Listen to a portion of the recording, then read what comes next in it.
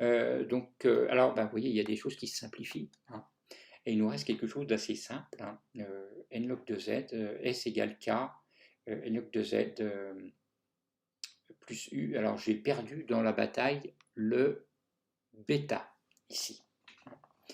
Bon, alors, on y est presque. S, finalement, je vais développer, c'est kb n log de z, et puis j'ai un bêta, donc plus kb. Bêta, c'est 1 sur kt, 1 sur kbt, u. Vous voyez que ça se simplifie. Et donc, il nous reste que S, il nous reste le T, donc S égale kb n log de z plus u sur t. Bon. Ce que j'ai envie de faire quand je vois ça, c'est de passer le S ici, d'accord, et puis repasser le t de l'autre côté. Donc finalement, j'ai u sur t moins s égale moins kb n log de z. Et en réduisant même les nominateurs, u moins ts égale moins kbt log de z. Et il y a un n que j'ai oublié. Il y a un n que j'ai oublié, moins n log de z. Voilà, c'est le n qui était là. U moins ts, c'est quoi? Eh bien, c'est la fonction de Helmholtz, c'est l'énergie libre du système. Et on la connaît, cette énergie libre, hein, en thermodynamique. F, c'est U moins ts. Et c'est égal à moins n kb t log de z. Voilà ce qu'on obtient. Alors, c'est un résultat qui est valable, hein, pour la statistique de Maxwell-Boson en général, pour tous les systèmes de particules discernables. Et donc, je vais le réécrire ici au propre. C'est un des résultats à connaître avec celui de la fonction de partition, hein. Et donc, on va l'encadrer, voilà. Donc, ça, c'est un résultat important à connaître. Voilà. Alors, pourquoi donc là, finalement, en faisant tous ces calculs avec une approche statistique, on est capable de trouver la fonction thermodynamique qui va nous permettre maintenant de faire les calculs. Donc, ce qu'il faut bien voir dans ce calcul, c'est le... Je vais prendre... Voilà.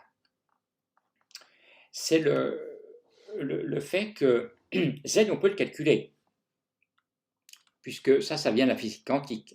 Z, c'est la somme sur I égale à R des GI exponentielle moins bêta epsilon I. D'accord? Donc on a ici un calcul qui est voilà, donc un résultat important que je réécris. Donc on peut le calculer toujours. La température, bon, bah, c'est la température du système. Le N, c'est le nombre de particules. Dès que vous prenez 1 kg de gaz, ou une mole de gaz, vous savez ce que vaut N. Donc vous pouvut calculer, finalement, en fonction de la température, et qui apparaît également ici, vous voyez dans le Z, vous êtes capable de calculer l'énergie libre. Alors il se trouve que pour ces systèmes-là, l'énergie libre, c'est vraiment la fonction thermodynamique la mieux adaptée pour faire les calculs. C'est la mieux adaptée. Ce n'est pas la seule, il y en a d'autres. Vous pouvez faire les calculs avec d'autres fonctions thermodynamiques, mais les calculs vont être plus lourds. Donc c'est pour ça qu'on ne va pas à chaque fois refaire la démonstration que vous avez faite ici, hein. Vous allez admettre ce résultat. Système de particules discernables, l'énergie libre, la fonction de Helmholtz, c'est moins nkt log de z sur log de z. C'est un résultat important à connaître. Alors comment on va utiliser maintenant ces résultats? Ça, c'est la physique quantique qui est là, hein. Donc vous voyez que maintenant vous avez une fonction thermodynamique qui est reliée à une approche quantique via le calcul de S, finalement, hein. C'est à ça que ça nous a servi, cette approche statistique avec les états microscopiques. Donc on va maintenant pouvoir remonter aux propriétés thermodynamiques avec ces expressions-là. Et c'est ce qu'on va faire maintenant. Alors comment on s'y prend? Eh bien, je vais reprendre les choses à partir du premier principe, hein, pour voir comment ça fonctionne. Donc le premier principe, il nous dit que finalement l'énergie interne, c'est le travail, moins PDV. S'il y a un travail magnétique, les substances magnétiques sont les substances de particules discernables. C'est pour ça que je le mets. Souvent, on étudie les systèmes magnétiques Donc le MdB peut être une quantité, il peut y avoir un champ magnétique appliqué.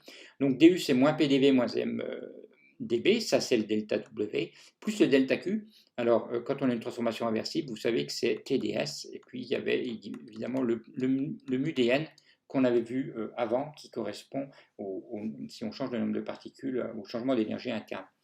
Donc finalement, on s'aperçoit que, bon, F c'est U-TS, comme vous le savez. On va refaire un calcul, vous avez certainement fait beaucoup de fois en L1, L2, mais on va les réutiliser. Je préfère les démontrer au moins une fois. Donc si je veux calculer la différentielle, donc on est à l'équilibre ici. Évidemment, toutes ces fonctions les déterminent à l'équilibre. On ne va pas regarder les systèmes hors équilibre. Ce calcul, il est fait à l'équilibre, d'accord? Sinon, le S n'est pas maximum, et donc ce qu'on a fait, le calcul qu'on a fait avec la dérivée qui était nulle, ben, ne s'applique pas. Hein. Donc faites attention, ce calcul il est valable à l'équilibre. Dans les livres, quelquefois, vous verrez au lieu de NI, vous verrez NI 0. Alors là, je n'ai pas de NI, je les ai effacés, mais NI 0 pour dire que c'est à l'équilibre. Bon, moi, sous-entendu, pour moi, c'est à l'équilibre. Donc df, ben, si vous différenciez cette fonction, vous savez que df, c'est du moins tds moins sdt. Voilà. Le du, il est là. Donc, on va le remplacer. D'accord? Donc, quand je calcule df, eh bien, j'ai quoi? du, ça fait moins pdv, si j'ai des forces de mécanique.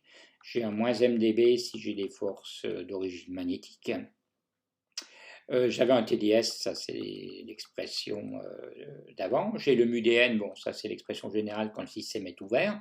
Et puis, ça c'était le du.